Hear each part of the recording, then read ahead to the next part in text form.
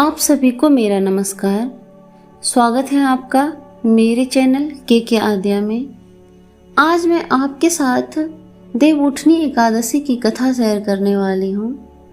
हिंदू धर्म में देवउठनी एकादशी का विशेष महत्व है। इसे प्रबोधनी एकादशी और देवोत्थान एकादशी के नाम से भी जाना जाता है। देवउठनी एकादशी का व्रत कार्तिक मास के शुक्ल पक्ष की एकादशी तिथि को रखा जाता है। इस दिन भगवान विष्णु 4 महीने की योग निद्रा से जागते हैं। मान्यता है कि इस दिन भगवान विष्णु के जागृत होने से समस्त देवी देवता भी जाग उठते हैं। आइए इस पावन व्रत के कथा को विस्तार से जानते हैं। एक राजा के राज्य में सभी लोग एकादशी का व्रत रखते थे। प्रजा तथा नौकर चाकर से लेकर पशु पक्षी तक को एकादशी के दिन अन्न नहीं दिया जाता था। एक दिन किसी दूसरे राज्य का एक व्यक्ति राजा के पास आकर बोला, महाराज कृपा करके मुझे नौकरी पर रख लें। तब राजा ने उसके सामने एक शर्त रखी, ठीक है, किंतु रोज तुम्हें खाने को सब कुछ तो मिलेगा, पर एकादशी के दिन अन्न नहीं मिलेगा। उस व्यक्ति ने उस दिन हाँ कर ली, लेकिन एकादशी के दिन जब उसे फलाहार का सामान दिया गया तो वह राजा के सामने जाकर गिड़गिड़ाने लगा, महाराज इससे मेरा पेट नहीं भरेगा, मैं भूखा ही मर जाऊंगा, मुझे अन्न दे दो। राजा ने उसे शर्त की बात याद दिलाई, पर वह अन्न छोड़ने को राजी नहीं हुआ। तब राजा ने उसे आटा, दाल, चावल आदि दिए।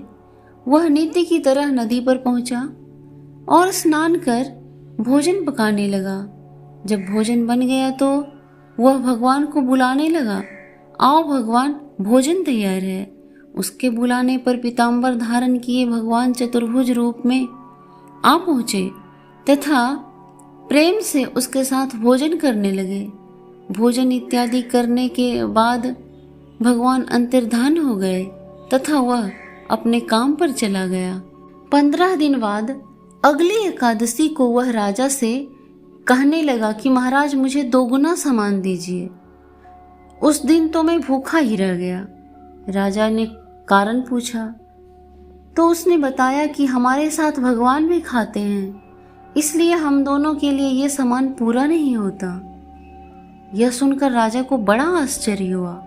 वह बोला, मैं नहीं मान सकता कि भगवान तुम्हारे साथ खाते हैं। मैं तो इतना व्रत रखता हूँ, पूजा करता हूँ, पर भगवान मुझे दर्शन भी नहीं देते। राजा की बात सुन वह बोला, महाराज यदि विश्वास ना हो तो साथ चलकर देख लें। राजा एक पेड़ के पीछे छिपकर बैठ गया। उस व्यक्ति ने भोजन बनाया तथा भगवान को पुकारता रहा, परंतु भगवान नहीं आए। अंत में उसने कहा, हे भगवान, यदि आप नहीं आए तो मैं नदी में कूदकर अपना प्राण दे दूंगा। लेकिन भगवान नहीं आए। तब वह प्राण त्यागने के उद्देश्य से नदी की तरफ बढ़ा। प्राण त्यागने का उसका दृढ़ इरादा जान शीघ्र ही भगवान प्रकट होकर उसे रोक लिया और साथ बैठकर भोजन करने लगे। खा पीकर वे उसे अपने विमान में बिठाकर अपने धाम ले गए। यह देख राजा ने सोचा कि व्रत उपवास से तब तक कोई फायदा नहीं होता जब तक मन शुद्ध ना हो। इससे राजा को ज्ञान मिला। वह भी मन से व्रत उपवास करने लगा और अंत में स्वर्ग को प्राप्त हुआ। अगर आपको वीडियो पसंद आए तो चैनल को सब्सक्राइब जरूर कीजिएगा ताकि अगली वीडियो की नोटिफिकेशन आपको सबसे पहले मिल सके। देव प्रबोधिनी एकादशी की दूसरी व्रत कथा पार्ट 2 जरूर सुनिएगा।